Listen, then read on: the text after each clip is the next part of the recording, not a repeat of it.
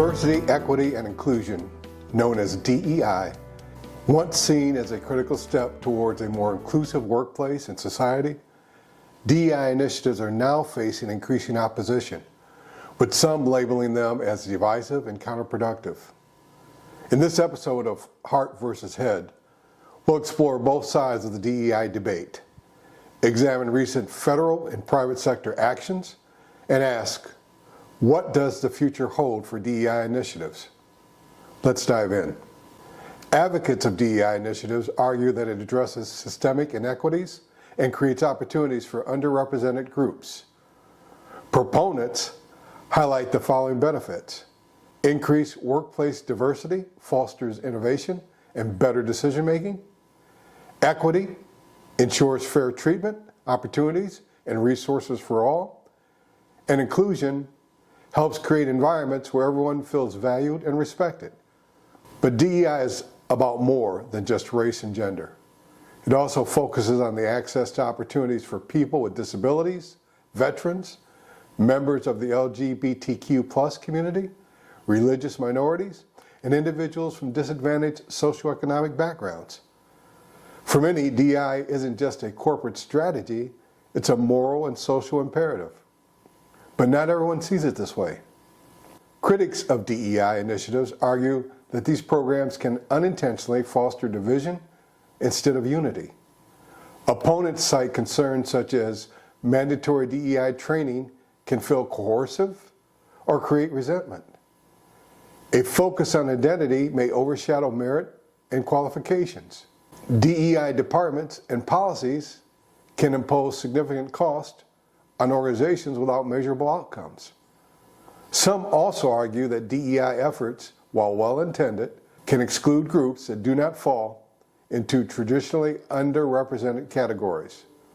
They question whether DEI policies always uphold fairness or if they sometimes create new disparities. This pushback is now being reflected in actions at both the federal and private sector levels. Recent executive federal orders have removed DEI programs from federal agencies. For example, the Air Force has removed videos on the Tuskegee Airmen and Women Air Force Service pilots from its basic training curriculum. These videos were previously used to educate recruits about diversity in the military, but are now deemed unnecessary under new federal directives. Proponents of these actions argue that they reduce divisive rhetoric and refocus government efforts on neutrality and efficiency. Opponents, however, view them as a step backward, erasing important historical lessons and diminishing representation not just for racial and gender groups, but also for those from different economic and social backgrounds who have fought for access to opportunity. The private sector has also been re-examining its approach to DEI.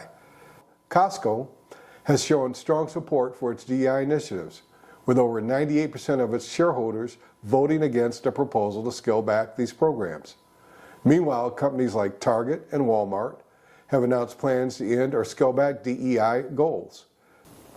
In the financial sector, activist groups have pressured banks like Goldman Sachs and JP Chase to reduce their DEI efforts, arguing that such initiatives could expose them to legal and financial risk. However, these institutions have largely defended their DEI programs, highlighting the value of diversity in fostering innovation and better decision-making. The corporate world faces a crossroads. Are these decisions driven by practicality, or do they reflect a broader cultural shift? Now we want to hear from you. Do DEI initiatives help create fair and inclusive environments, or do they lead to unintended divisions? Should DEI be prioritized in government and private sectors, or is it time to scale back? How do we strike a balance between inclusivity and practicality? Share your thoughts in the comments. Your voice matters. This is Heart versus Head. Emotional or rational? Let's keep the conversation going. Thank you.